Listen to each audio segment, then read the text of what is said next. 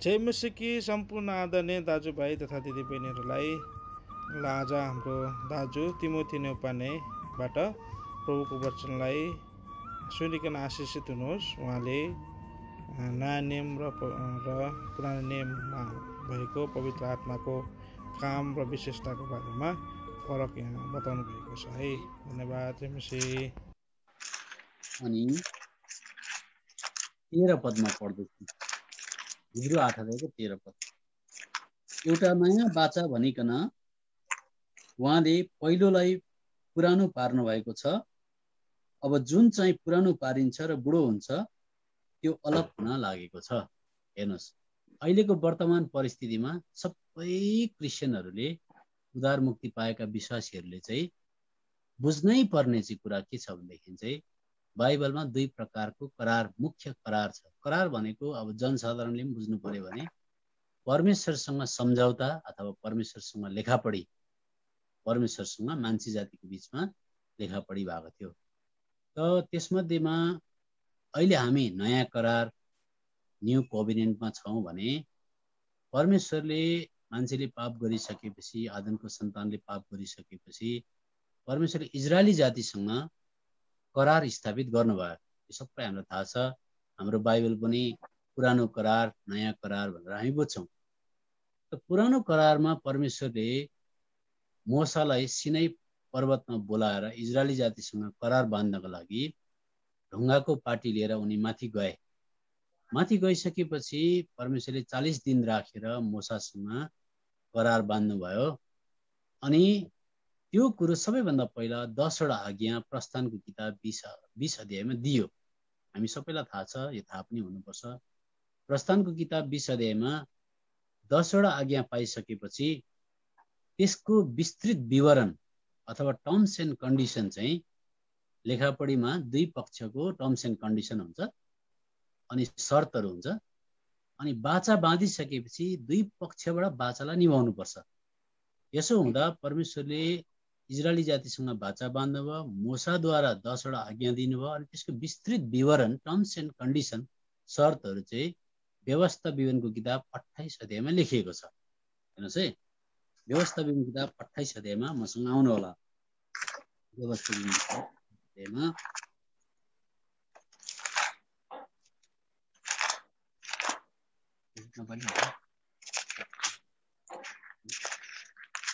28 अध्यायमा 2 पद जाँदाखेरि, 2 पद पढ्दाखेरि परमेश्वरले तिमीमाथि आशिष वर्षाउनु हुनेछ भन्ने कुरा छ। फेरि 3 पदमा शहरमा जाँदा पनि आशिषित, घरमा आउँदा पनि आशिषित, बाहिर जाँदा पनि आशिषित, भित्र आउँदा पनि आशिषित भन्ने कुरा छ।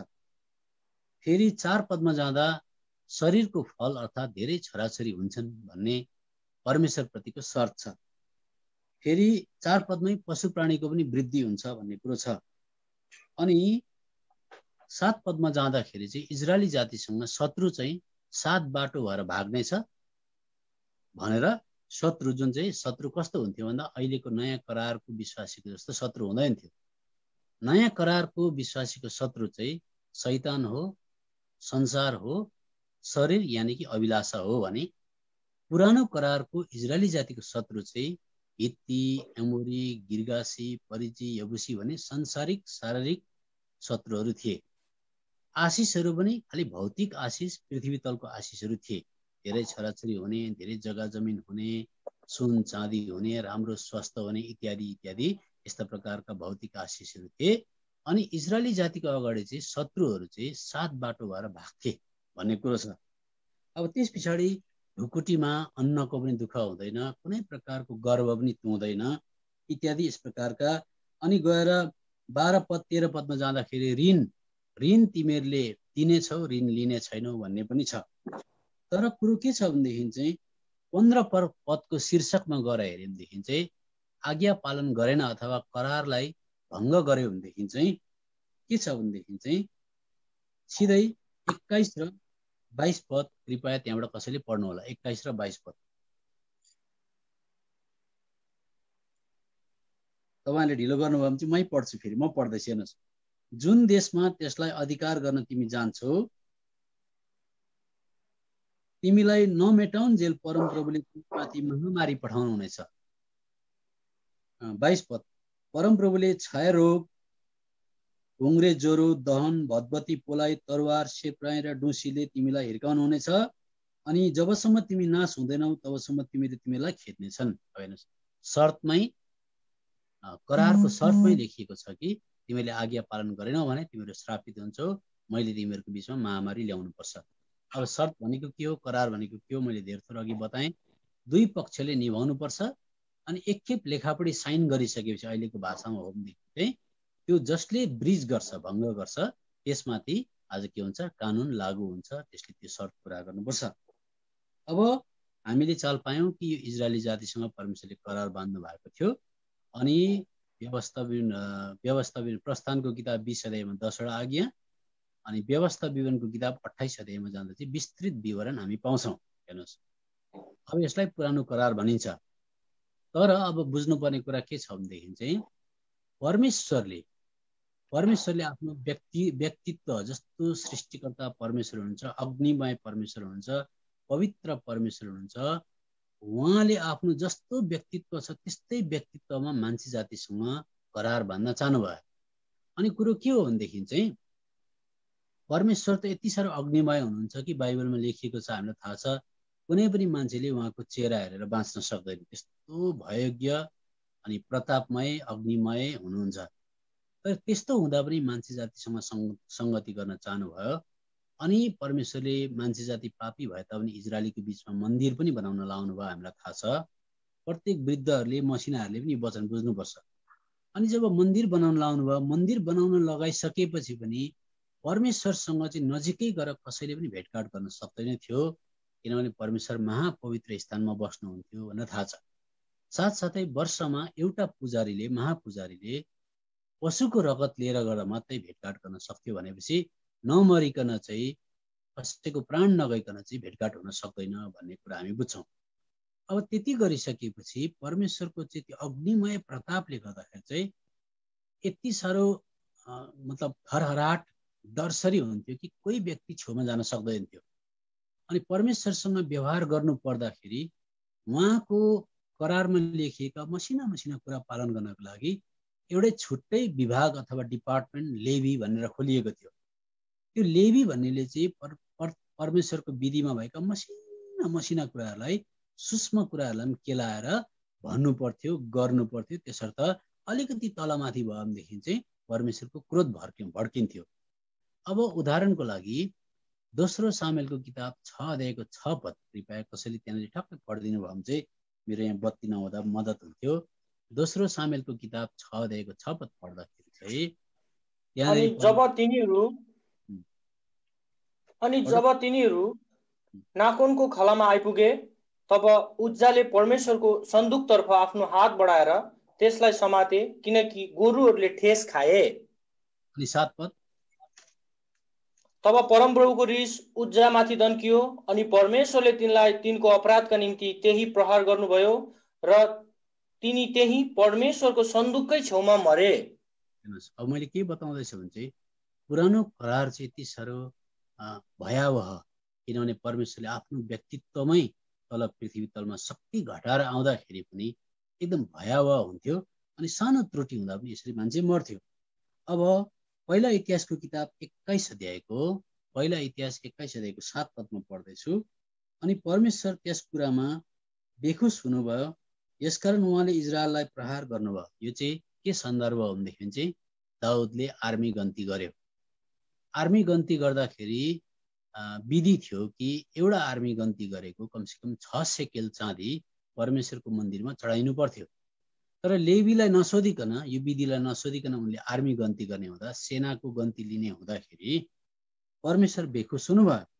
अनि 14 पदमा जाँदाखेरि तब परमप्रभुले इजरायलमाथि महामारी ल्याउनु भयो र इजरायलका 70,000 मानिसहरू मरे।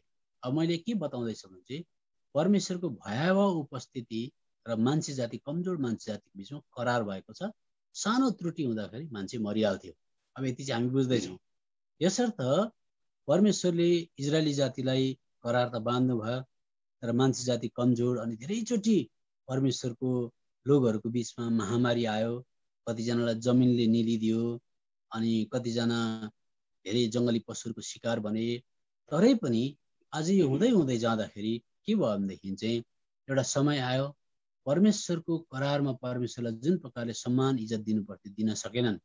अनि यस्तो समय आयो इजरायली जातिले परमेश्वरको महिमालाई घटाएर कहाँ पुर्यायो भन्दा भजनको किताब 106 अध्यायमा आउनुहोस्। भजनको किताब 106 अध्यायमा,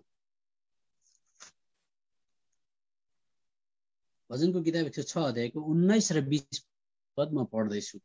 होरेबमा उनीहरूले एउटा बाछा बनाए र ढालेर बनाएको मूर्तिको पूजा गरे।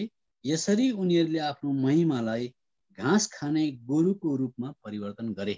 परमेश्वरको गरिमालाई, परमेश्वरको महिमालाई, परमेश्वरको व्यक्तित्वलाई इजरायली जातिले त्यहाँसम्म गिराए कि परमेश्वरलाई गोरुको समानतामा ल्याए, गोरु भनेर पुज्न थाले। यसो भएपछि परमेश्वरले हेर्नुभयो त्यो जातिले करार अनुसार परमेश्वरलाई अति नै तुच्छ ठानेको कारणले गर्दा परमेश्वरले कसम खानुभयो। कसम के भनेर खानुभयो भन्दा चाहिँ गन्तीको किताब 14 अध्यायमा आउनुहोस्। गन्तीको किताब 14 अध्यायमा, गन्तीको किताब 14 अध्याय, गन्तीको किताब 14 अध्याय, 14 अध्यायको कृपया तपाईले 11 र 12 पद पढिदिनु होला।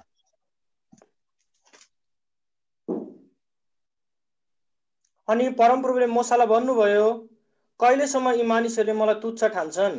अनि मैले यिनीहरूको बीचमा गरेका सबै चिन्हहरू हुँदा हुँदै पनि कहिलेसम्म यिनीहरूले मलाई विश्वास गर्दैनन्? म यिनीहरूलाई महामारीले मार्नेछु र यिनीहरूबाट यिनीहरूको अधिकारको भाग खोज्नेछु, अनि तिमीबाट म यिनीहरूभन्दा ठुलो र शक्तिशाली एउटा जाति बनाउनेछु। अब सबजना राम्रोसँग सुन्ने, सबैले बुझ्नुपर्ने कुरा यी दिनहरूमा यो नबुझेको कारणले गर्दा धेरै प्रकारको कन्फ्युजन, अन्योलता भइरहेको छ। अब परमेश्वरले कसम खानुभयो अनि परमेश्वरले भन्नुभयो, परमेश्वरले समय सीमा भन्छ एउटा डेडलाइन ठहराउनु भयो। अब डेडलाइन चाहिँ के थियो भन्दाखेरि चाहिँ व्यवस्था विवरणको किताब 2 अध्यायमा आउँदाखेरि अब हामी चाल पाउँछ।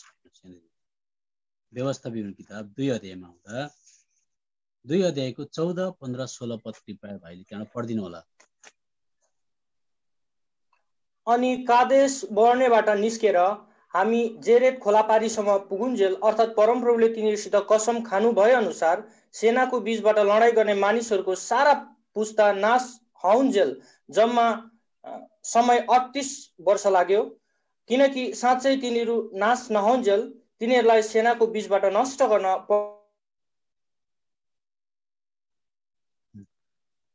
परमप्रभुको हात तिनीहरूको विरुद्धमा उठिरह्यो। 16 पद, सबै लडाईँ गर्ने मानिस तब यसो भन्नुभयो। ल म पढ्दैछु 16 पद। अनि यस्तो भयो, जब मानिसहरूको बीचबाट सबै लडाईँ गर्ने मानिसहरू नष्ट भएर मरे, परमेश्वरलाई पशु प्राणीको दर्जा दिने, करार भङ्ग गर्ने, विरोध गर्ने अनि परमेश्वरको वचनलाई खण्डन गर्ने यस्ता मानिसहरूको एउटा ठुलो जमात उब्जियो। यसलाई चाहिँ लडाईँ गर्ने, परमेश्वरको विरुद्धमा लडाईँ गर्ने जाति उब्जियो। अनि परमेश्वरले भन्नुभयो, यो लडाईँ गर्ने जाति नाश नहुन्जेलसम्म 38 वर्ष लाग्छ। नयाँ पिढी चाहिँ त्यो कनानमा जानेछ, मोसा जान्छ, कालेब जान्छ, तर परमेश्वरको बीचमा त्यसरी विरोध गर्ने जाति चाहिँ अब मर्नको लागि समय सीमा चाहिँ के हो भन्दा 38 वर्षमा मरिसक्नुपर्छ। अब राम्रो विचार गर्नुहोस्, 38 वर्षको समय सीमाभित्र चाहिँ कनानमा प्रवेश गर्नुभन्दा अगाडि कमसेकम पनि 15-16 लाख मान्छे मरिसक्नुपर्छ। यसर्थ अब के भयो भन्दा चाहिँ उनीहरू एउटा सिमानामा आइपुगे। सिमानामा आइसकेपछि परमेश्वरले महामारी पठाउनु भयो। अनि महामारी पठाइसकेपछि यो समय सीमाभित्र मान्छे मर्नै पर्ने भयो, किन परमेश्वरले कसम खानुभयो। अनि 38 वर्षको अवधिभित्र त्यो समय सीमाभित्र कति लाख मान्छे अब मर्न थाल्दाखेरि मास डेथ भयो अथवा मास बरियल अथवा एकदमै तपाईको दफनाएर नसकिने प्रकारको मृत्यु भयो। मृत्यु हुँदाखेरि चाहिँ मोसाले भजनको किताब 90 र 91 अध्याय लेखेको हो। हेर्नुहोस्, यो कुरो नबुझेर नै आज गडबड भइरहेको छ। मोसाले भजनको किताब 90 र 91 अध्याय लेखे। अब यहाँ मसँग भजनको किताब 90 अध्यायमा मसँग आउनुहोस्। यहाँनिर भजनको किताब 90 अध्याय, 90 अध्यायमा 3 पदमा मानिसलाई धुलोमा फर्काइदिनुहुन्छ। 4 पदमा 1000 वर्ष त तपाईको दृष्टिमा बितेर गए जस्तो हिजो मात्र हो। 6 पदमा मान्छेको जिन्दगी त्यो बिहान मौलाउँछ र बढ्छ, बेलुका त्यो काटिन्छ र ओइलिन्छ। 7 पदमा तपाईको रिसले हामी नष्ट भएका छौं, तपाईको क्रोधले हामी विचलित भएका छौं। 8 पद तपाईले हाम्रा अधर्महरू आफ्नो सामु राख्नु भएको छ। 9 पद हाम्रा दिनहरू तपाईकै क्रोधमा बितेका छन्। 10 पद हाम्रा आयुका दिनहरू 70 वर्ष हुन्छन् अनि बलको कारणले 80 वर्ष भए तापनि इत्यादि। त्यहाँदेखि 12 पद यस कारण हामीलाई आफ्ना दिनहरू गन्न सिकाउनुहोस् र हामी हाम्रो हृदय बुद्धिमा लगाउँ। थोरै समय मात्रै अब बाँच्नु थियो अनि मूसाले भने अब हामी मर्ने रहेछौँ तपाईको क्रोधमा, यसर्थ हे परमेश्वर अब रहेका दिनहरूमा चाहिँ बुद्धिमा हाम्रो जीवन बिताउन दिनुहोस् भनेर दिन गन्ती गर्दै थिए। अब 91 अध्याय आउनुहोस्। 91 अध्यायमा मूसाले विरोध गरेका थिएनन्, यहोशू र कालेबले विरोध गरेका थिएनन्, नयाँ पिँढीले विरोध गरेको थिएन। यसर्थ मूसाले यो पनि भने 1 पदमा जो चाहिँ परम प्रधानको गुप्त स्थानमा बस्छ त्यो चाहिँ सुरक्षित रहन्छ, उहाँको छायाले भेट्छ भनेर भने। 3 पदमा चरा मार्नेको पासोबाट तपाईले बचाउनुहुन्छ। 5 पदमा रातको आतंकदेखि न त दिनमा उड्ने काँडदेखि नै डराउने छौं। 6 पदमा अन्धकारमा हिँड्ने महामारीदेखि न त मध्य दिनमै उजाड पार्ने विनाशदेखि डराउने छौं। अनि 7 पदमा 1000 जना मान्छे छेउमा मर्न थाले अनि उनले भने 1000 जना तिम्रो बगलमा ढल्ने छन् र 10,000 तिम्रो दाहिने हाततिर, तर तिम्रो नजिक आउने छैन इत्यादि भने। अनि त्यस पछाडि भजनको किताब 90 र 91 अध्याय सकियो अनि त्यहाँनिर 38 वर्षभित्र त्यो लाखौं लाख मान्छे जसले विरोध जनाएका थिए ती मानिसहरू आयु नपुगिकन महामारीले गर्दा मर्नु पर्यो। यसले गर्दा पहिला कोरिन्थीको किताब 10 अध्याय पल्टाउनुहोस्। अब पहिला कोरिन्थीको किताब 10 अध्याय 10 अध्यायको अब म पढ्दैछु यहाँनिर 5 पद। तर तिनीहरू मध्ये धेरैसँग परमेश्वर खुसी हुनु भएन, किनकि तिनीहरू उजाड स्थानमा पसारो परे, कसैको पनि दफनाइ भएन, मास प्रकारले मान्छे मरे अनि मूसाले लेख्नु पर्यो। अब हेर्नुहोस् त्यो समय सीमा, त्यो डेडलाइन भित्र मान्छे मरिसक्यो। मरिसकेपछि अब नयाँ पिँढी यहोशूले भित्र लगेर जान्छन् अनि मूसा पनि एउटा नर्मल सामान्य मृत्यु मर्नु पर्यो अनि परमेश्वरले माइकल स्वर्गदूतद्वारा मूसाको दफनाइ गर्नुभयो। यति थाहा छ तपाईहरुलाई।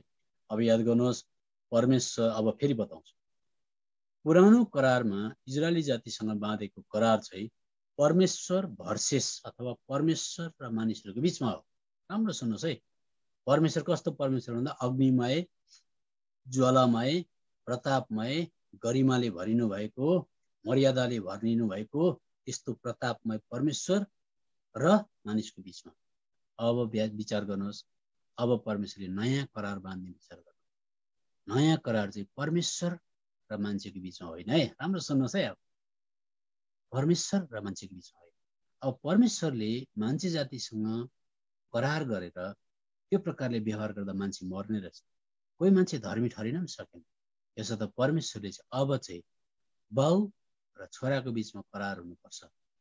रोमीको किताब 8 अध्यायको 15 पद। अब आकाश र पतालको अन्तर छ अहिलेको करार र पहिलेको करार।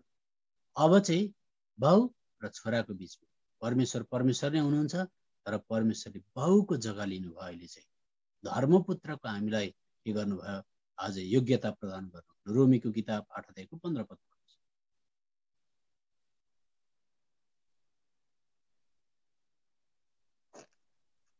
कसैले सघाउन सक्नुहुन्छ?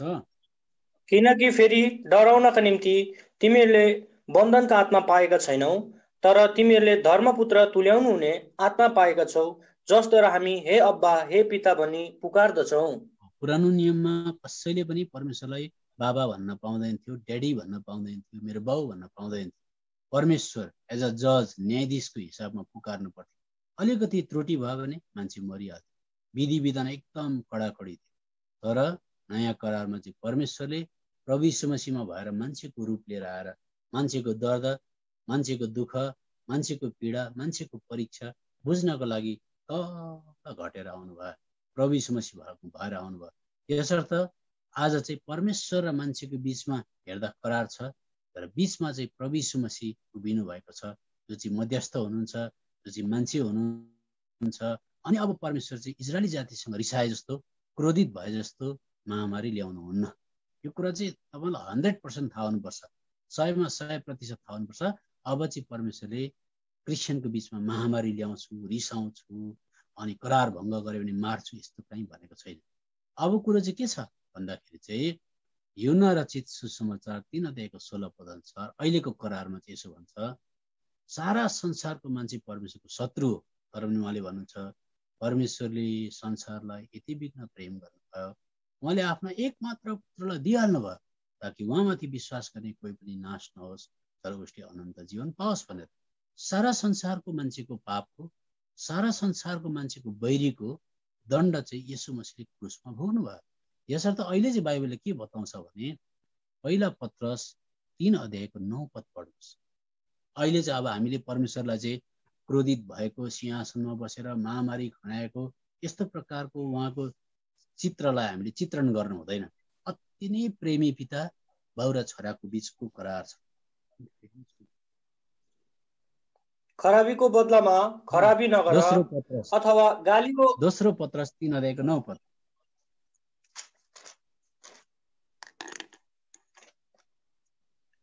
कतिले ढिलाइ भने सम्झे चाहिँ आफ्नो प्रतिज्ञाबारे प्रभु ढिलो गर्नुहुन्न, तर कोही पनि नष्ट नहोस् तर सबैले पश्चाताप गरून् भन्ने इच्छा राखेर उहाँले हामीतर्फ धीरज देखाउनुहुन्छ। अहिले परमेश्वर रिसाउनु भएको छैन है। सबजना सुन्नुहोस्, परमेश्वर चाहिँ अति नै प्रेमले सारा संसारको मान्छेलाई अँगाल्नको लागि चाहिँ पुत्र प्रभु यीशु मसीहको मृत्यु, उहाँको अनमोल रगतलाई परमेश्वरले लिएर चाहिँ पर्खेर कोही एउटा पापीले पश्चाताप गर्छ कि भनेर परमेश्वर पर्खेर बस्नु भएको छ। तपाईँहरूको लागि, तपाईँहरूको प्रार्थनाको लागि धन्यवाद। बत्ती पनि आयो। अहिले तपाईँले मेरो अनुहार देख्न सक्नुहुन्छ। यसो हुँदाखेरि अब तपाईँले अझै लुकाको किताब 9:56 पढिदिनुहोस्। लुकाको किताब 9:56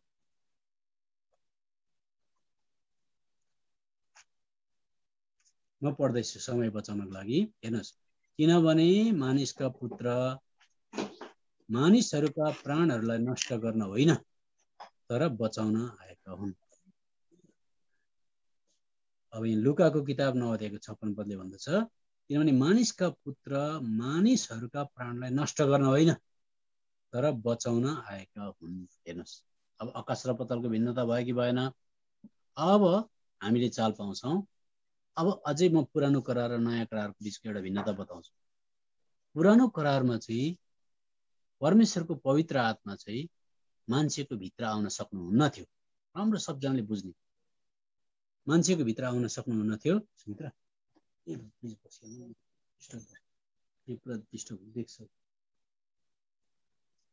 किन भन्दाखेरि न्यायकर्ताको किताबमा आउनुहोस्।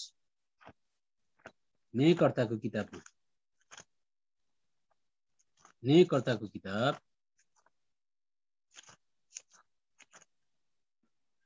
6:34 पढ्दाखेरि 6:34 पढ्दा, तर परमप्रभुको आत्मा गिदोन माथि, अपन भनेको त बुझ्नुहुन्छ नि, इङ्ग्लिसमा अपन भनेको माथि, विदिन अथवा भित्र, इनसाइड भनेको भित्र भनेको है। पुरानो करारमा चाहिँ कहिले पनि परमेश्वरको आत्मा चाहिँ मानिसको हृदयभित्र आउन सक्नुहुन्न। फेरि दोहोऱ्याएर भन्छु है म। अब कुन कुन पदमा लेखेको छ भन्दा न्यायकर्ताकै किताब 3:10, 11:29, 14:6, 14:19 पदमा लेखेको छ। यसर्थ परमेश्वरको आत्मा आउँथ्यो, उभार्थ्यो, शक्ति दिन्थ्यो, ठुल्ठुलो मिनिस्ट्री हुन्थ्यो। सिमसोनले गधाको बङ्गाराले 1000 जना मान्छेलाई मार्थे, सिंहलाई पनि मार्थे, तर भित्रको सिंह जुन चाहिँ अभिलाषा थियो यसलाई मार्न सक्दैन। दाउदले बाहिर सिंह भालु मार्थे, गोलियतलाई लडाउँथे, तर भित्रको सिंहलाई मार्न सक्दैन। यसर्थ पवित्र आत्मा भित्र कहिले आउन सक्नुहुन्थ्यो यो कुरा।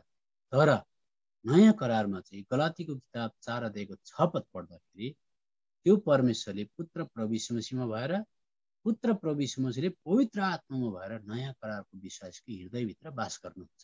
र पढ्नुहोस् गलातीको किताब 4:6। अनि तिमीहरू पुत्र भएका हुनाले परमेश्वरले हे अब्बा, हे पिता भन्दै पुकार्ने आफ्नै पुत्रका आत्मा तिमीहरूका हृदयहरूभित्र पठाउनु भएको छ। अब परमेश्वर चाहिँ अहिलेको करारमा चाहिँ स्वर्गको परमेश्वर मन्दिरमा सीमित नभएर अहिले चाहिँ मान्छेको हृदयभित्र बस्नु भयो, त्यहाँ मन्दिर बनाउनु भएको छ। अब अहिले म बताउँदै जान्छु। त अहिले वर्तमान संसारमा किन यसरी सङ्कष्ट भएको? यो महामारी के हो त?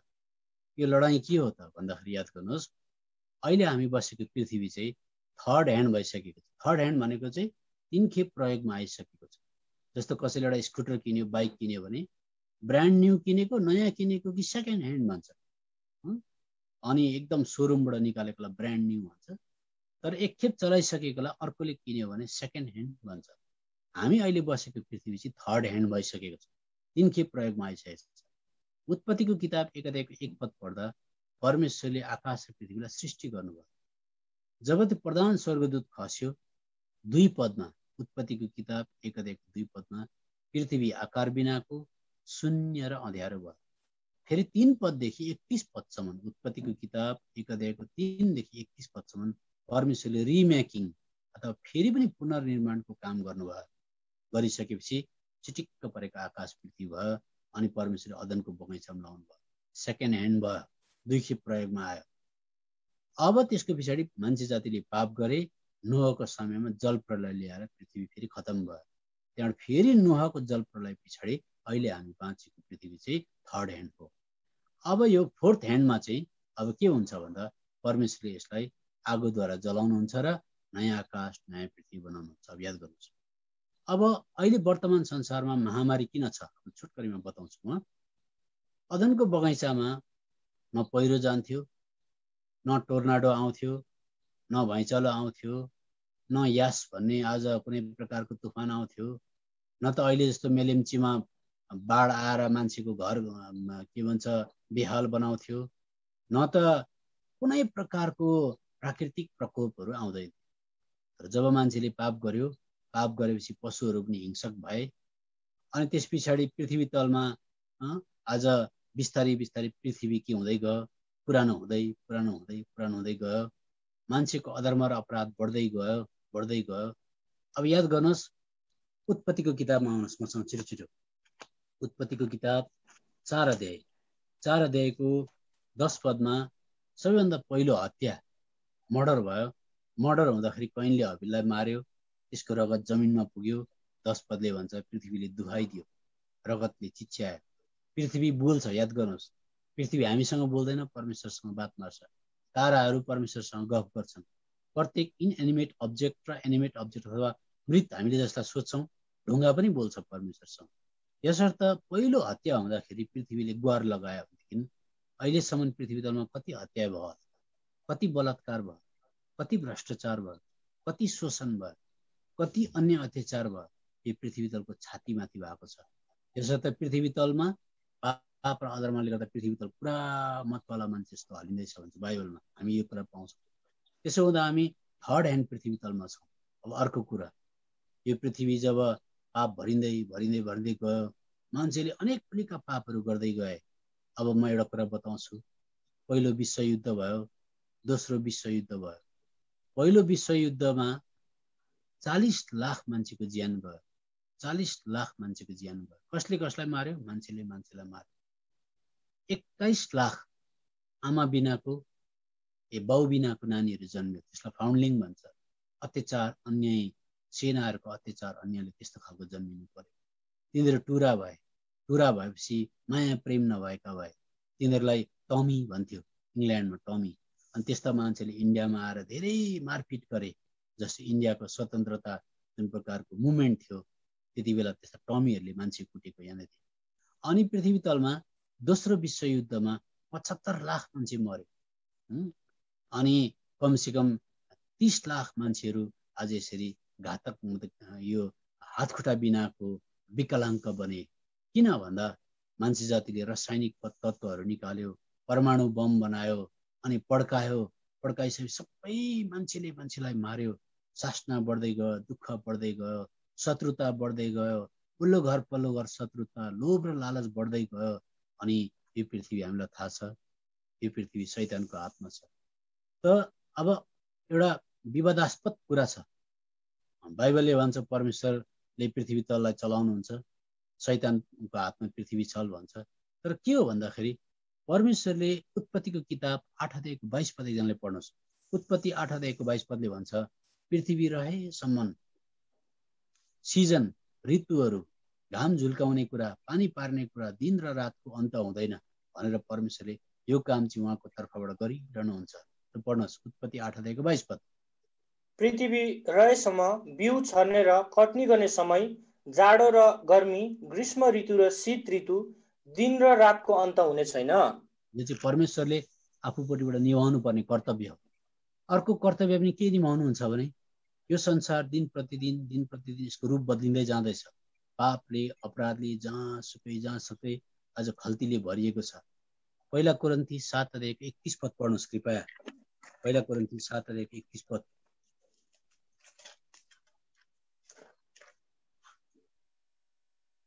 अनि यस संसारको व्यवहार राख्नेहरू पनि व्यवहार नराख्नेहरू चाहिँ हुन्, किनकि यस संसारको रीति बितेर जान्छ। रूप अथवा फेसन, यो संसारको रूप बित्दै जाँदै एकदम कुरूप हुँदै जाँदैछ। अनि अब यो संसारलाई शैतानले चलाउँदैछ। अनि शैतानले पनि यो पृथ्वीतलको हरेक मान्छे जातिलाई लोभ, लालच, अधर्म, अपराधमा भरेर हरेक प्रकारको कुकर्म गर्न लाउँछ। त्यसले पनि यो पृथ्वीतलले अय्या आथा गर्नु परेको छ। अब किन चाहिँ भन्दा रोमी 11:29 शैतानलाई दिएको जुन चाहिँ दान छ परमेश्वरले किन खोज्नु भएन त?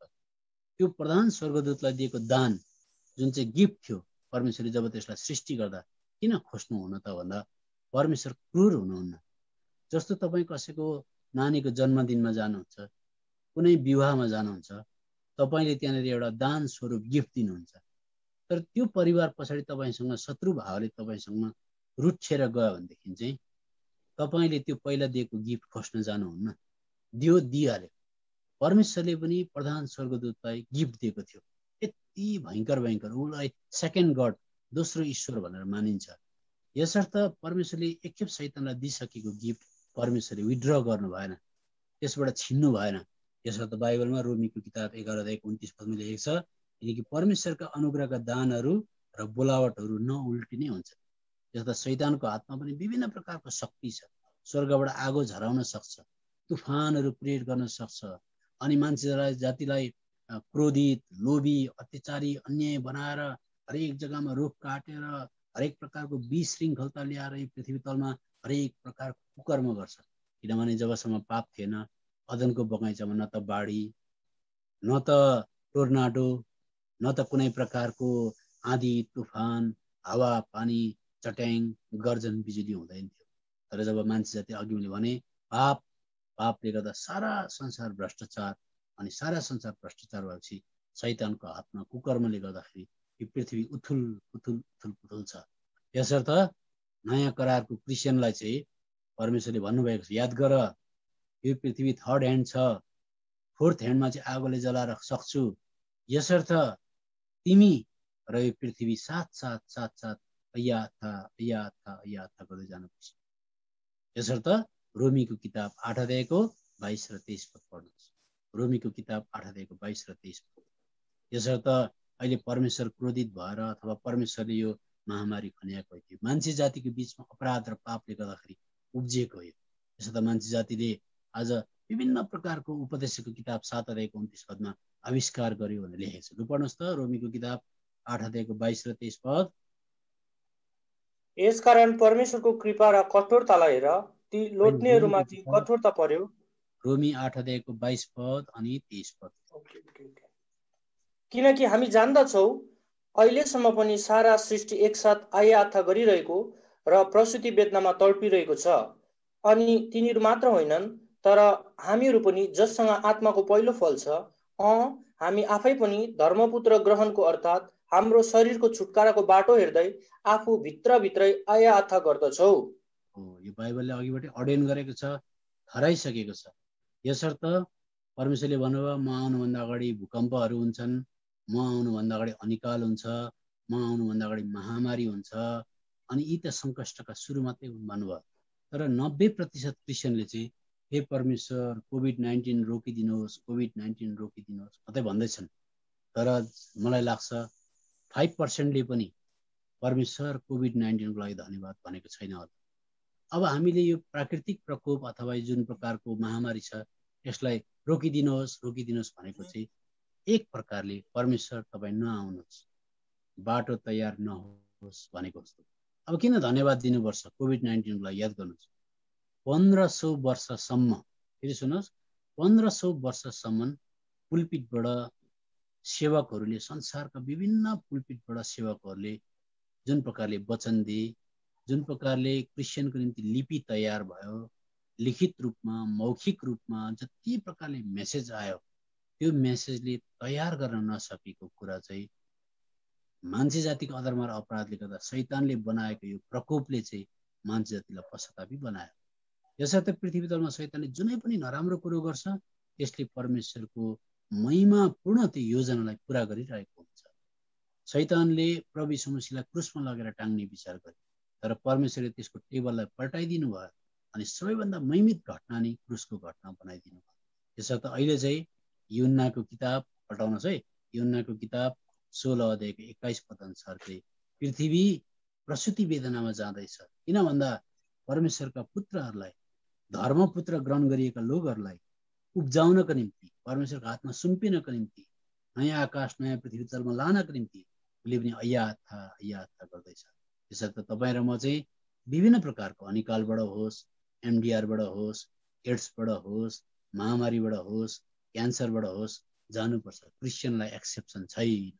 अनि कतिजनाले व्यवस्था विवरण किताब 28 अध्याय दाबी गरेर कुनै रोग नलागोस्, हुँदैन त्यस्तो। कतिजनाले भजनको किताब 91 अध्याय दाबी गरेर तपाईँको घेराभित्र हामी आउँछौँ, हामीलाई महामारी नआओस्, हुँदैन त्यस्तो। यो त्यति बेलाको प्रसङ्ग हो। अहिले हामीले वाइजली डिल गर्नुपर्छ। अहिले म बताउँदै जान्छु। यसर्थ पढ्नुहोस् त, अहिले मैले के भने, यूहन्नाको किताब 16 अध्यायको 21 पद पढ्नुहोस्।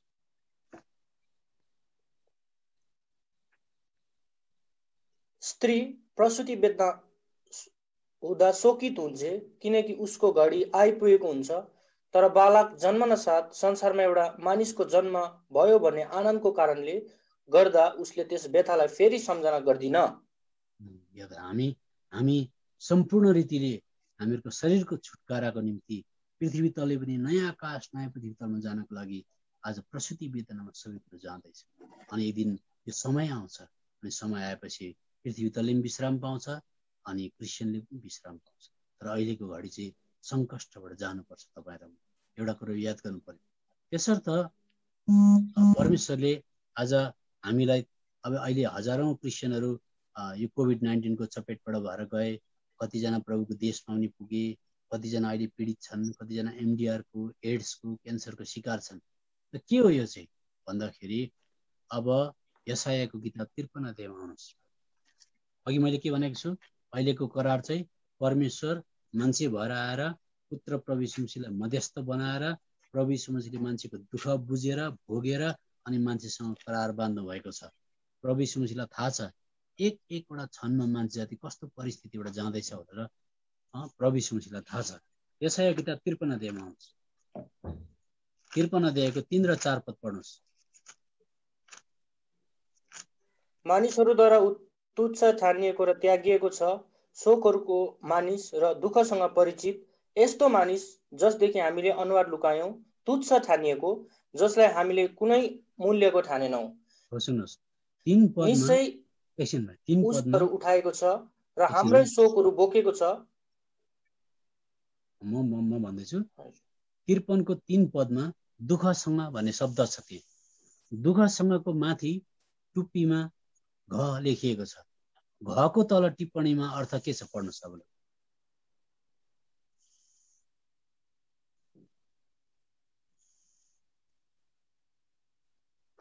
त्यसले गर्नु भएन।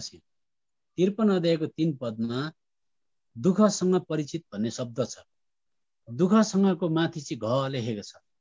घको तल शाब्दिक अर्थ चाहिँ के छ भन्दा चाहिँ रोगसँग रोगहरू भनेको। अब हेर्नुहोस्, प्रभु यीशु मसीह क्रुसमा जाँदाखेरि प्रभु यीशु मसीहले आदमदेखि लिएर गएर अन्तिम मानिसलाई के रोग लाग्छ त्यो रोगलाई अनुभव गर्नुभएको थियो क्रुसमा। एड्स भन्नुहुन्छ कि हेपाटाइटिस बी भन्नुहुन्छ कि कोभिड-19 भन्नुहुन्छ कि क्यान्सर भन्नुहुन्छ कि कुन चाहिँ बिमार भन्नुहुन्छ, रुगा भन्नुहुन्छ कि खोकी भन्नुहुन्छ कि ज्वरो भन्नुहुन्छ, सबै कुरा उहाँले क्रुसमा अनुभव गरेको थियो। यसर्थ उहाँ हाम्रो नमुना हुनुहुन्छ। यसर्थ क्रिस्चियनको शरीरमा कुनै प्रकारको रोगबाट भएर ऊ मर्नु परे तापनि प्रभु यीशु मसीह त्यो शरीरभित्र बस्नु भएको कारणले गर्दा, अब एउटा नमुना बताउँछु। एउटा गरिब मान्छेले अथवा धनी मान्छेले एउटा घर बनायो, घर बनाइसकेपछि त्यो घर पृथ्वी तलको घर सधैँभरि दीर्घायु हुँदैन, स्थायी हुँदैन। त्यो घरको मालिकलाई थाहा हुन्छ कहाँबाट पानी चुउँदैछ, कताको पोस्ट कच्चा छ, कता सिमेन्ट पुगेन, कताबाट हुरी बतास आउँदा भित्र पस्छ। घरको मान्छेलाई थाहा हुन्छ घर बनाउनेलाई कच्चा छ भनेर। प्रभु यीशु मसीहलाई भजनको किताब 103 अध्यायको 14 पद अनुसार हाम्रो बनावट थाहा छ। माटोबाट बनाएको हो, पापले गर्दा यस्तो भयो, भूमि श्रापित भयो। भूमि श्रापित भएपछि त्यही भूमिको माटोबाट मान्छे जाति बनाएको हो, सड्दै जाने हो, सब्जेक्ट टु डिके हो। दोस्रो कोरिन्थी 4 अध्यायको 16 पद अनुसार सड्दै सड्दै सड्दै जाने हो। तर पनि मैले स्वर्गको विभव छोडेर यो माटोबाट बनेको मान्छेको हृदयभित्र आएर बास गरेको छु। म यो घरमा बसेको छु। कहाँबाट पानी चुउँदैछ, कहाँबाट छाना उक्काउला जस्तो छ, कता मकिएको छ मलाई थाहा छ। यसर्थ यो घरमा म बस्दा एमडिआर लाग्यो भने पनि म सँगसँगै यसको अनुभवमा जान्छु। कोभिड-19 लाग्यो भने पनि म सँगसँगै यसको अनुभवमा जान्छु, किनभने उहाँले रोगहरू बोकेको छ, दुःखसँग परिचित हुनुहुन्छ, हाम्रा सबै रोगहरू उहाँ जान्नुहुन्छ। यसर्थ उहाँले हामी आफैसँग आएर दुःख भएको कारणले गर्दा, रोग दुःख बिमारबाट गएको कारणले गर्दा अनि उहाँले प्रतिज्ञा गर्नुभएको छ यो माटोको शरीर दिन ढल्छ, म बसेको घर हो। दोस्रो कोरिन्थी 5 अध्यायको 1 पद अनुसार नयाँ शरीर, स्वर्गीय शरीर दिन्छु भनेर। यशायाको किताब 53 अध्याय 63 अध्यायको 9 पद कृपया पढ्नुहोस्। यशाया किताब 63 अध्यायको 9 पद। छिटो छिटो पढ्नुपर्छ है। यशाया 63 अध्यायको 9 पद। उनीहरूको सारा कष्टमा उहाँले पनि कष्ट भोग्नुभयो र उहाँको उपस्थितिमा रहने स्वर्गदूतले उनीहरूलाई बचाए। आफ्नो प्रेम र आफ्नो दयामा उहाँले उनीहरूलाई दाम तिरेर छुटाउनुभयो अनि उहाँले उनीहरूलाई बोक्नुभयो र बितेका सबै दिनहरूमा उनीहरूलाई बोकेर हिँड्नुभयो। यसो त प्रभु यीशु मसीह तपाईँको हृदयभित्र हुनुहुन्छ अनि तपाईँको शरीरमा चाहिँ कुनै प्रकारको रोग पनि लाग्न सक्छ। क्रिस्चियनलाई एक्सेप्सन छैन हो। यसो त त्यो रोग कष्टबाट जाँदा पनि प्रभु यीशु मसीहले भित्र बसेर त्यो व्यथालाई बोक्नु। त्यस्तो महान परमेश्वर तपाईँको हृदयभित्र छ। अनि परमेश्वरले के चाहनुहुन्छ भन्दा चाहिँ यो ऐया आत्थाबाट जाने पृथ्वी, ऐया आत्थाबाट जाने दोस्रो कोरिन्थी 4 अध्यायको 16 पदको शरीरभित्र प्रभु यीशु मसीह बस्नु भएको छ।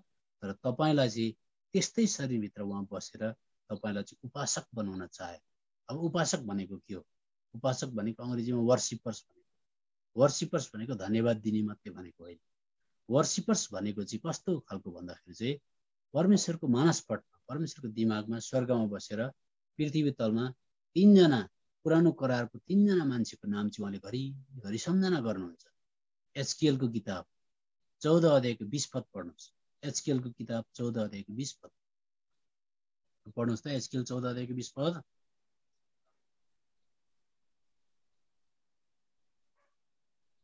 त्यस देशमा नुह, दानियल र अयुबले नै भए तापनि प्रभु यहोवा भन्नुहुन्छ, मेरो जीवनको कसम, उनीहरूले न छोरालाई छुटाउन सक्ने थिए न छोरीलाई। उनीहरूले आफ्नो धार्मिकताद्वारा आफ्नै प्राणहरू मात्र छुटाउने थिए।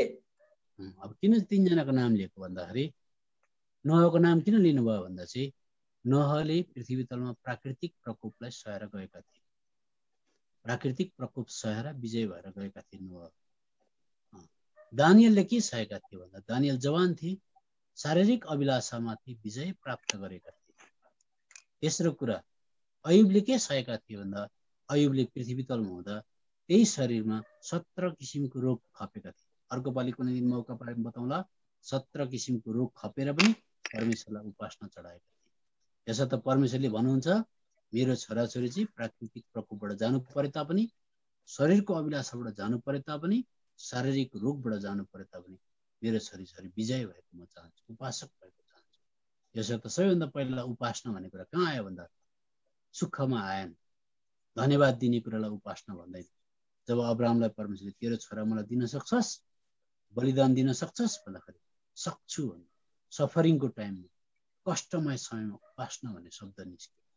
त्यस्तै प्रकारले अयुबको समयमा 10 जना छोराछोरी, धन सम्पत्ति सबै उजाड हुँदाखेरि पनि त्यस्तो परिस्थितिमा कस्तो नियत रहेछ भन्दा परमेश्वरले दिनुभयो, परमेश्वरले लानुभयो। त्यस्तै त्यति बेला उपासना भनियो। दोस्रो सामुएल 12 अध्यायको 20 र 23 पद कृपया पढ्नुहोस्। दोस्रो सामुएल 12 अध्यायको 20 अनि 23 पद पढ्नुहोस्। 20 20 र 23। तब दाउद भुइँबाट उठे र नुहाए, तेल लगाए, वस्त्र फेरे र 20 and 23। हजुर 20 र 23 पढ्नुहोस्। Hello uncle. पढ्नुहोस्। तब दाउद भुइँबाट उठे र नुहाए, तेल लगाए, वस्त्र फेरे र परमप्रभुको भवनमा आएर दण्डवत गरे। त्यसपछि उनी आफ्नो घरमा आए, अनि जब उनले मागे तब तिनीहरूले उनको सामु खानेकुरा राखिदिए र उनले खाए। अनि 23 पद। तर अब त त्यो मर्यो, यसैले म किन उपास बसौँ? के म उसलाई फर्काएर ल्याउन सक्छु र? म उस कहाँ जानेछु, तर ऊ चाहिँ म कहाँ फेरि आउने छैन। हेर्नुहोस्, फेरि पनि दण्डवत अथवा उपासना भन्ने शब्द कति बेला निस्क्यो भन्दा जब छोरो मरेको घडी थियो, त्यति घडी दाउदले उपासना गरे। दोस्रो सामुएलको किताब 15 अध्याय, त्यसकै 15 अध्यायको 30 र 32 पद पनि पढ्नुहोस्। 30 र 32, 15 को 30 र 32 पद पढ्नुहोस्। अनि दाउद जैतुन डाँडाको उकालो चढे, रुँदै रुँदै चढिरहे, अनि उनले आफ्नो शिर ढाकेका थिए, अनि उनी नाङ्गो खुट्टा हिँड्दै थिए, अनि उनीसित भएका सबै मानिसहरूले आफ्ना शिर ढाकेका थिए र तिनीहरू रुँदै रुँदै चढिरहे। 32 पद। अनि यस्तो भयो, जब दाउद त्यस डाँडाको टाकुरामा पुगे जहाँ उनले परमेश्वरलाई दण्डवत गरे, तब हेर, एरीकी हुसै आफ्नो कोट च्यातिएको र शिरमा माटो हालिएको अवस्थामा उनलाई भेट्न आए। याद गर्नुहोस्, कति बेला दाउदले वर्शिप गर्दैछ? जब सिंहासन खोसिएको छ, आफ्नै छोरो शत्रु भएको छ, खाली खुट्टा छ, रुँदै रुँदै हिँड्दैछ, दिने क्रममा, खोसिने क्रममा चाहिँ वर्शिप गर्दै दाउदले।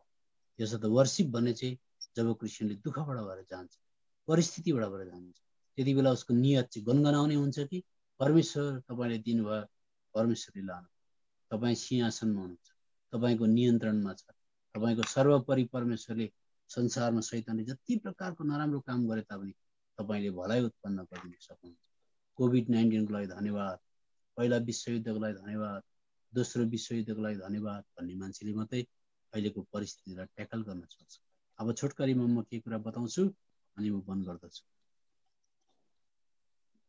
पुरानो करारमा बीचमा उभिदिने मध्यस्थ थिएन।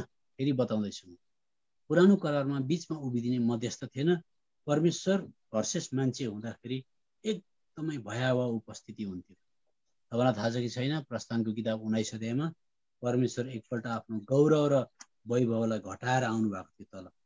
घटाएर आउँदाखेरि पनि प्रस्थानको किताब 19 अध्यायमा पहाडमा भैँचालो भयो, आगो लाग्यो, पशु प्राणी कुनै छेउमा जान सकिएन, बार बाँधिएको थियो, मोसा माथि गए, घुम्टो हालेर गए, सारा पहाड अँध्यारो भयो, अग्निमय भयो, अनि चट्याङहरू भयो, गर्जनहरू। त्यस्तो महामहिम प्रतापी परमेश्वर हुन्छ। अनि अयुबले पनि भनेका छन्, परमेश्वर तपाईँसँग व्यवहार राख्नुपर्छ, बीचमा कोही एकजना मिडिएटर भइदिए त, मान्छे जस्तै आएर मेरो दुःख बुझिदिने भइदिए त म मेरो कुरा पेश गर्थेँ। अयुबको किताब 9 अध्यायको 32 र 33 पद पढ्नुहोस्। पृथ्वी तलमा क्रिस्चियनहरूले नयाँ करार र पुरानो करार छुट्याउन नसक्दाखेरि अब यताको भाषामा चाहिँ गाँजे भएको छ। गाँजे ल अयुबको किताब 9 अध्यायको 32 र 33 पद पढ्नुहोस्।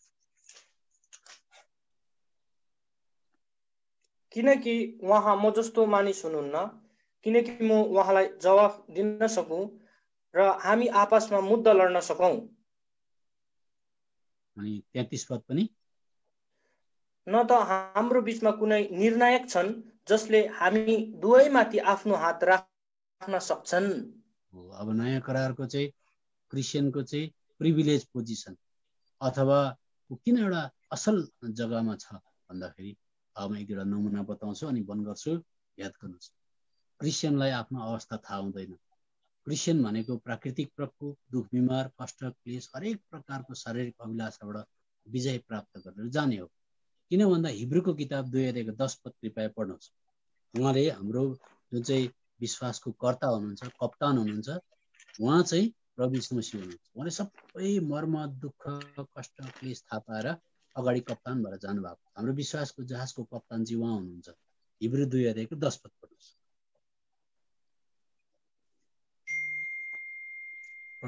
किनकि जसका निम्ति सबै थोक हुन् र जसद्वारा सबै थोक हुन आएका छन्, उहाँलाई धेरै छोराहरूलाई महिमामा ल्याउँदा हुँदी उनीहरूका मुक्तिका कर्तालाई चाहिँ दुःखहरूद्वारा सिद्ध बनाउनु नै असल लाग्यो। प्रभु यीशु मसीहलाई परमेश्वरले स्पेयर गर्नुभयो, बाँकी राख्नुभयो। जाऊ छोरा, तल गएर कार्पेन्टर काम गर्नुपर्छ, तल गएर हरेक प्रकारको विपत्ति, दुःख, कष्ट, क्लेशबाट जानुपर्छ। सारा संसारको मान्छेको रोग बोक्नुपर्छ, अनुभव गर्नुपर्छ। क्रुसको कुठाराघात, अत्याचारलाई सहनुपर्छ, अवहेलित हुनुपर्छ, पाप बोक्नुपर्छ। त्यहाँबाट तिमी पार भएर जाऊ। अनि तिमीलाई पछ्याउने मान्छेहरू जतिजना छन्, अनुयायीहरू छन्, त्यो बाटोबाट आउनुपर्छ। यस कारणले गर्दा अघि मैले दोस्रो खण्ड पढेँ, दोस्रो कोरिन्थी 3:6 पद, बाइबलले भन्छ क्रिस्चियनहरू चाहिँ उत्तम करारका भागीदारहरू हुन्। अब म एक दुईवटा कुरा बताउँछु, मुखले तपाईँले बुझिहाल्नुहुन्छ च्याट्टै। उत्तम करार, क्रिस्चियन चाहिँ जस्तै कमजोर, जस्तै लुते, जस्तै मान्छेले गन्ती नगरेको तपाईँलाई त्यस्तो लाग्छ होला। तपाईँ जस्तो प्रसिद्ध व्यक्ति चाहिँ बाइबलले बताए अनुसार चाहिँ कोही पनि छैन पृथ्वी तलमा। किन भन्दा तपाईँको बारेमा बताउनको लागि चाहिँ तपाईँले सक्नुहुन्न। नयाँ नियमको कुनै क्रिस्चियनले पनि सक्दैन। पुरानो नियमको मोसालाई उभ्याउनुपर्छ, मोसा र दानियललाई नमुनाको लागि। सुन्नुहोस्, तपाईँ एक जग्गा उभिनु भएको छ, आफूलाई कमजोर महसुस गर्नुहुन्छ हो, अनि एकापट्टि मोसा र दानियललाई उभ्याएको छ। अब मोसा र दानियललाई म अन्तर्वार्ता लिँदैछु, हेर्नुहोस्, यहाँ इन्टरभ्यू लिँदैछु, तपाईँको बारेमा के भन्छन् राम्रो सुन्नुहोस्। मोसा, तपाईँ भन्नुहोस् यो क्रिस्चियन चाहिँ किन उत्तम करार हो, किन उत्तम करारको क्रिस्चियन तिमी भन, तपाईँ भन्नुहोस् भन। मोसाले यसो, हेर्नुहोस्, हामीले पृथ्वी तलमा देखि मन्दिरमा गएर सेवा गर्नु पर्थ्यो, तर यो लुते मान्छेको हृदयभित्र परमेश्वरले मन्दिर बनाएर बस्नु भएको छ, त्यसले गर्दा उत्तम करार।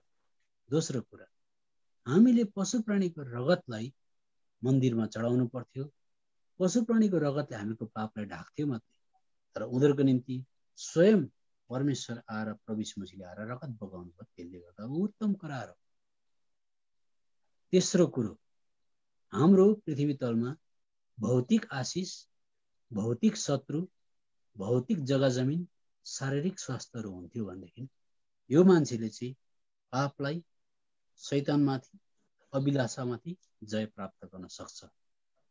हाम्रो पुरानो करारमा चाहिँ वचन, बाइबल चाहिँ ढुङ्गाको पाटीमा लेखेको थियो, तर यो मान्छेको हृदयभित्र चाहिँ परमेश्वरले यसको मानसपटमा, माइन्डमा अनि हृदयमा वचन लेखिएको छ। हाम्रो पुरानो करारमा चाहिँ आत्मा भित्र आउँदैन, तर परमेश्वर अति नै महामहिम परमेश्वर यो एउटा लुते क्रिस्चियनको हृदयभित्र पवित्र आत्माद्वारा वास गर्नुहुन्छ। हाम्रो पुरानो करारमा कुनै मध्यस्थ थिएन, तर आज प्रभु यीशु मसीह उनीहरूको मध्यस्थ हुनुहुन्छ। हाम्रो समयमा परमेश्वरसँग बातचित मार्नको लागि हाम्रो स्वर्गमा कोही पनि थिएन, तर यो लुते क्रिस्चियनको चाहिँ स्वर्गमा जेठा दाजु बस्नु भएको छ। अब सुन्नुहोस्, त्यसले गर्दा तपाईँ उत्तम करारको भागीदार हेर्नुहोस् है। अब बाइबलले बताउँछ हामीले गरेको सेवामा दोष लाग्थ्यो, दोस्रो कोरिन्थी 3:9 पदमा लेखेको छ, तर उनीहरूको सेवा चाहिँ धर्मी ठहराउने सेवा हो। फेरि अर्को कुरा, मैले परमेश्वरको छेउमा जाँदा परमेश्वरको ज्योति मेरो अनुहारमा चम्केर आयो। यो चम्किँदा मैले मुखमा अथवा अनुहारमा मैले के गरेँ, घुम्टो लगाएँ। तर पहाडबाट उत्रेर तल आइसकेपछि त्यो घुम्टोबाट ज्योति हराउँदै हराउँदै गयो। तर यो क्रिस्चियनको त बाहिर ज्योति देखिँदैन। दोस्रो कोरिन्थी 3:18 पद अनुसार भित्र चाहिँ एक महिमादेखि अर्को महिमा, एक महिमादेखि अर्को महिमा हुँदै चम्किँदै चम्किँदै चम्किँदै जाँदैछ। पुरानो करारमा हामीले परमेश्वरको स्वभावलाई लिन पाएनौँ, तर नयाँ करारमा माटोबाट बनेको मान्छेलाई परमेश्वरले आफ्नो पुत्रताको दर्जामा ढाल्दै ढाल्दै ढाल्दै ढाल्दै लानु हुँदैछ। हामी कनानसम्म मात्रै यात्रा गर्दैथ्यौँ, तर यो मान्छे त प्रभु यीशु मसीहको रूपमा यस पछाडि स्वर्ग देश जानको लागि तयार छ। हेर्नुहोस्, अब कतिवटा कुरा भयो तपाईँले याद, तपाईँ त थाम्न पनि सक्नुहुन्न।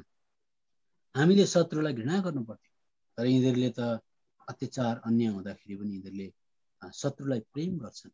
यसर्थ यिनीहरू नयाँ करारका भागीदार हुनु भनेर स्याल्युट गर्छ क्रिस्चियनलाई। यसर्थ अब अर्को कुरा बताउँछु। पुरानो करारमा हाम्रा अधर्म अपराधहरू हिब्रूको किताब 10:3 पद अनुसार सम्झना भइबस्थ्यो, तर हिब्रूको किताब 8:12 पद अनुसार उनीहरूको अधर्म अपराध प्रभुले कहिले सम्झना गर्नुहुन्न।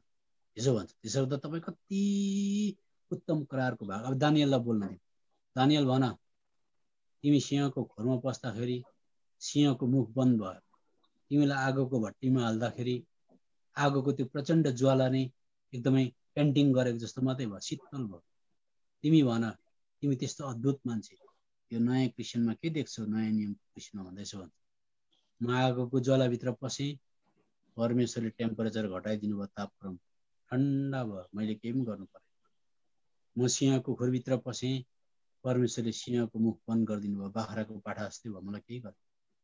तर यो नयाँ नियमको क्रिस्चियनको निम्ति प्रभु यीशु मसीहले प्राण दिनुभयो, अनि यसले आफ्नो प्रेम देखाउनको निम्ति सिंहको खोरमा पस्छ यो, अनि सिंहले चरापचुरुप पार्छ, विथड्र गर्न चाहँदैन, लुते, खाली पेट, भोको, तर सिंहको मुखमा मर्नको निम्ति तयार हुँदो रहेछ यो मान्छे। यसर्थ मलाई आगोको ज्वाला परमेश्वरले ठन्डा गरिदिनु भयो, तर उनीहरूको सन्तान दर सन्तान आगोको ज्वालामा हाल्दाखेरि खुसी भएर परमेश्वरको भजन गाउँदै तिनीहरू आगोमा डढ्नको निम्ति तयार। म उनीहरूलाई सेल्युट गर्छु, प्रणाम गर्छु, उनीहरू नयाँ करारको भागीदार। स्वर्गदूतले पाप गरे, परमेश्वर पृथ्वी तलमा मर्न आउनु भएन, र मान्छेले पाप गर्यो, विशेष गरेर उनीहरूको निम्ति तपाईँ क्रुसमा आएर मर्न इच्छा गर्नु। परमेश्वर तपाईँले उत्तम करारको भागीदार बनाउनु। यसर्थ प्रिय हो, हाम्रो स्तरलाई हामी बिर्सिनु हुँदैन। हामी कोभिड-19 आओस् कि दोस्रो विश्वयुद्ध आओस् कि तेस्रो विश्वयुद्ध आओस् कि जुनै प्रकारको प्राकृतिक प्रकोपबाट जाओस्, हामी चाहिँ वर्सिप गर्ने, परमेश्वर रिसाउनु भयो भन्न मिल्दैन। यसर्थ अहिले परमेश्वर रिसाउनु भएको छैन, परमेश्वर कहिले रिसाउनुहुन्छ त्यो भनेर पनि।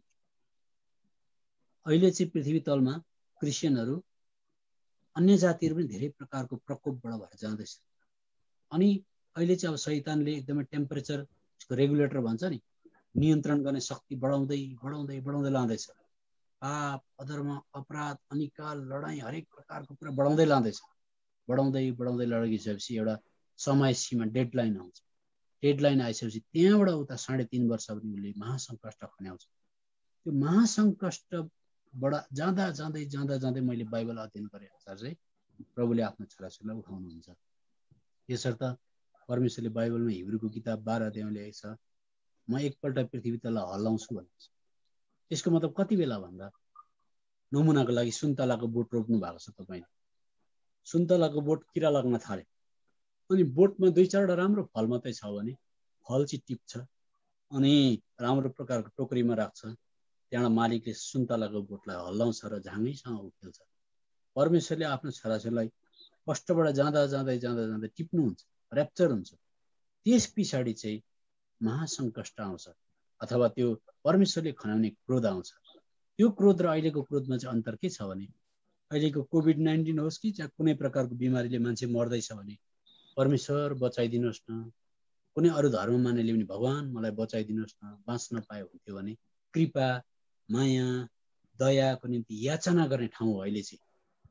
तर एकखेप परमेश्वरको क्रोध भड्किसकेपछि चाहिँ यति बेला मान्छेले चाहिँ प्रकाशको किताबमा हामी पाउँछौँ, ए पहाड म माथि खस, परमेश्वरको पुत्रको क्रोधदेखि मलाई मार भनेर पहाड म माथि खस, मलाई मारिदिए मारिदिए मारिदिए भन्छ। यस्तो भयङ्कर। यसर्थ अहिले परमेश्वर रिसाउनु भएको छ भन्नु चाहिँ परमेश्वरको प्रेमी चित्रलाई हामीले गलत प्रकारले चित्रण गरेर कुनै एउटा 4वटा 5वटा तारा लाउने पुलिस अफिसर रिसाएको जस्तो बनाउनु। परमेश्वर अति प्रसन्न हुनुहुन्छ, उहाँको क्रोध प्रभु यीशु मसीहमाथि मरिसकेको छ। मैले हात फैलाएर सारा संसारको मान्छेलाई अँगाल्न चाहन्छु। जस्तै आमा मार्ने, बाउ मार्ने, बाइबल च्यात्ने, बाइबल डढाउने, क्रिस्चियनलाई मार्नेलाई पनि उहाँले पर्खिरहनु भएको छ। तर पापले गर्दा, उत्पत्ति 3 अध्यायको 17 पदले गर्दा श्रापित पृथ्वी भएकोले गर्दा पृथ्वी अय्या अत्था प्रसुति वेदनामा जाँदैछ। यसो त दिन प्रतिदिन यसको रूप बदलिँदैछ। तर यस्तै प्रकारको अग्निमय परिस्थितिबाट भएर पनि उपासकहरू निस्केर उहाँलाई धन्यवाद चढाएदेखि चाहिँ पृथ्वी तलको कुनै पनि कुराले क्रिस्चियनलाई छुन सक्दैन। यसर्थ बाइबलले यसो भन्छ। अब एउटा पद पढेर बन्द गर्छु है म। रोमीको किताब 8 अध्यायमा आउनुहोस्। रोमीको किताब 8 अध्यायमा अब क्रिस्चियनले यसो भन्छ, हेर्नुहोस्, क्रिस्चियनले यसो भन्छ है, हामी पनि आत्मामा पावलसँगै लागेर भनौँ। 35 पद, कसले हामीलाई ख्रीष्टको प्रेमदेखि अलग पार्ला?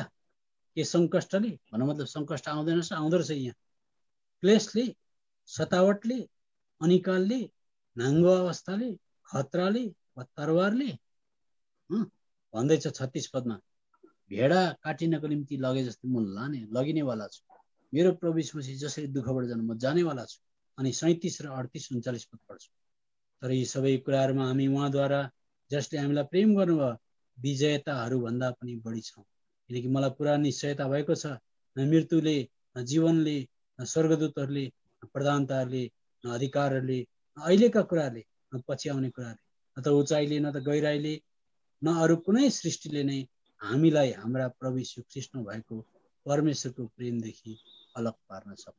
तपाईँ नयाँ करारको विश्वासी उत्तम करारको भागीदार याद गर्नुहोस् यसर्थ तपाईँ प्रभु यीशु मसीहभित्र हुनुहुन्छ। प्रभुले आशिष दिएका हुन्। नडराउनुहोस् निरुत्साहित नहुनुहोस् जस्तै परिस्थितिमा जाँदा पनि परमेश्वर धन्यवाद परमेश्वर धन्यवाद। जय मसीह सबैजनालाई हाम्रो युट्युब च्यानल कफरनहुम विथ एल्सादाईलाई तपाईहरू सबैजनाले माया गरिदिनुहोस् प्रार्थना गरिदिनुहोस् अनि सब्सक्राइब गरिदिनुहोस्। धन्यवाद।